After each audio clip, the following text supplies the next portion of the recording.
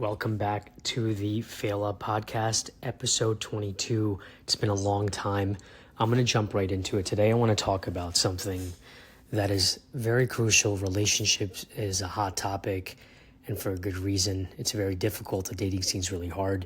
Divorce rates are scary to say the least. 50% of first marriages end in divorce, and the numbers get even worse. The second time around, we're looking at 60% divorce rate. So most of these relationships, from what I've seen within family, friends, people I know, people I don't know, just hearing about it as you network and meet people, is that it doesn't really fall apart overnight. It erodes little by little over time, and usually comes down to patterns of resentment, weak communication, and typically, this is, I think, the core problem. It's you versus me. You versus me, husband versus wife, rather than us versus the problem. So my wife and I, we're 4 years into our marriage, and it's difficult, right? It takes a lot of patience. Marriage is a form of therapy, in my opinion, from what I've experienced. And I think we lose what the purpose of marriage is, because usually people look at it and approach it from the perspective of, I'm going to spend the rest of my life with this person that I'm so in love with. But they don't take into account the challenges that they're going to face, the adversity they're going to face as a couple. So many things happen in life that we don't expect. So you want to really look at that person as they are going to be your teammate and somebody that you are glued to, that's going to be a problem solver with everything that you guys have to face together. So I've created a framework that me and my wife have applied to our marriage, and I've seen a lot of benefit, and hopefully anyone that's listening, this can help them. So number one is prevention over reaction. So not waiting until there's a crisis to work on your marriage. So sometimes people don't talk about the things they need to. They let problems kind of sit there, and they're not, they're giving each other silent treatment, or things are a little bit off.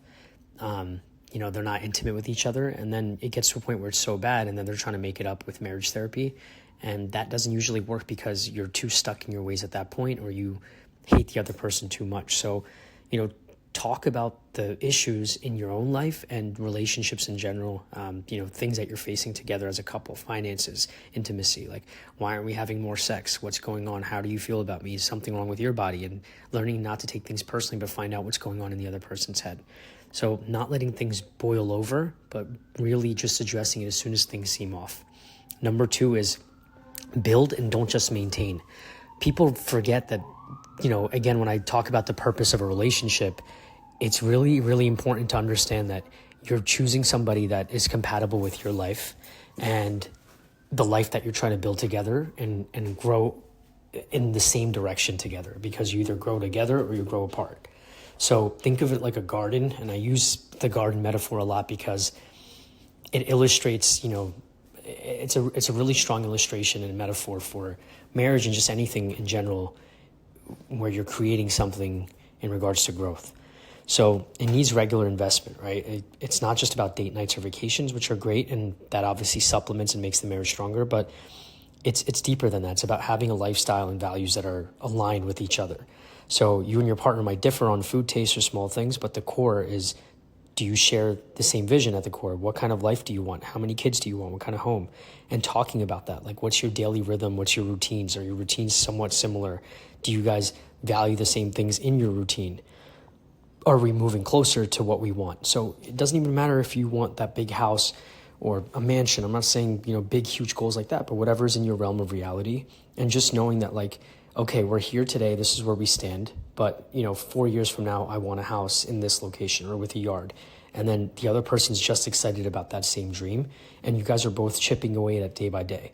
And then seeing that come to fruition and achieving that, it obviously builds a lot more depth in the relationship. So having a North Star, a common lifestyle vision, and you're not just coasting, but you're actually sharpening each other to make sure that you hold each other accountable towards working towards that, meaning both people are putting in the effort to make that a reality.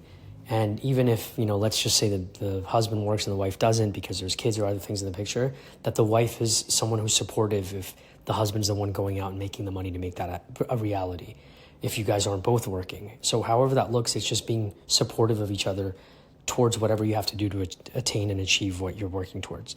So Check in regularly. Talk about the other person. Are you guys getting closer towards that? Number 3, resentment. Resentment is, I think, the core reason why most people divorce. Sometimes it just could be different lifestyle and they remain in contact with each other. They have to raise kids and find a cordial way. But for the most part, most couples, they get to a point where there's resentment that they can't walk away. And usually resentment, frustration towards the other person compounds into bitterness, a lot of nasty behavior towards the other person. You see the worst of yourself. So learn to speak up and communicate. I think communication is super, super important. It's the bridge between where you're at and the trust that you want to have in that other person. So trust, everyone talks about how trust is important. How do you trust that the other person has your best interest in the couple's and you guys as a unit's best interest at heart? You have to fucking talk.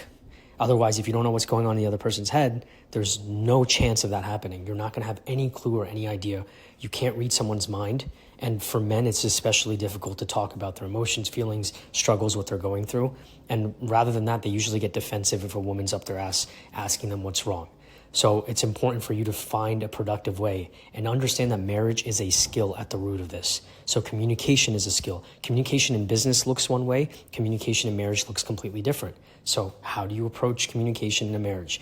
Building that skill. That is going to be the bridge to trust. And trust is the holy grail in the Holy Land. That's when you're able to endure pretty much anything together as a couple.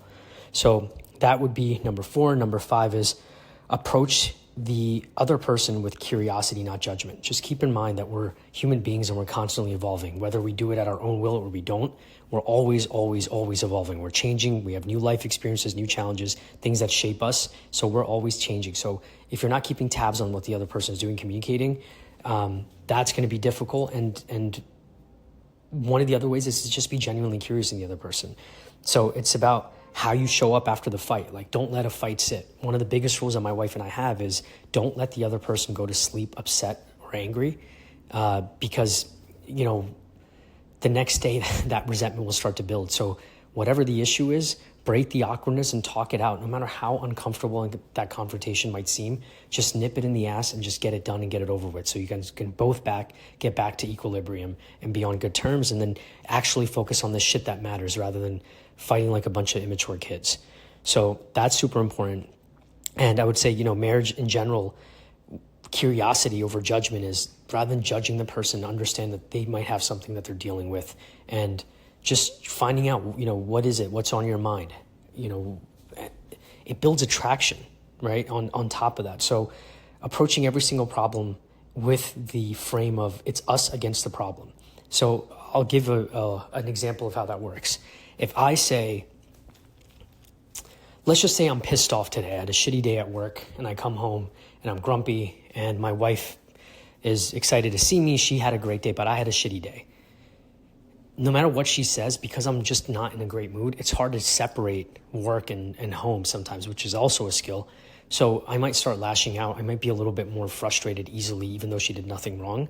But rather than her attack me for attacking her, she understands that, oh my God, whatever his issue is our problem. It's not just his problem. And I can't just get reactive to his reactiveness.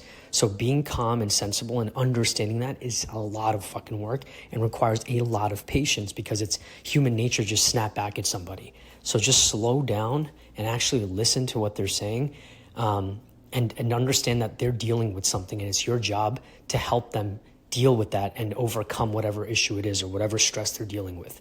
So approaching everything with that mindset.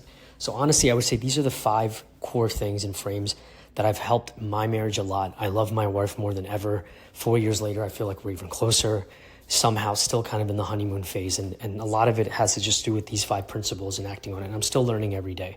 And I know we have challenges ahead. We don't have kids yet. Kids are going to definitely shake up our world. So we're trying to have those conversations early on about how we're going to raise a family, where we want to be, and just having those conversations. And what happens is you change from, oh my God, this is uncomfortable to talk about, to I can't wait to share this with this person. I can't wait to share this new epiphany I had about this and get their take on, what if we move here and do this instead? And you're just collaborating and co-creating together. That's really what marriage is about. So I appreciate you guys tuning in and listening to this short and quick podcast. I hope you guys got some value out of it. Please subscribe and follow for more. I'll be dropping everything else that I've learned in regards to relationships, business, life in general, problems and things that I've dealt with. So I appreciate you guys, and just remember to keep failing up.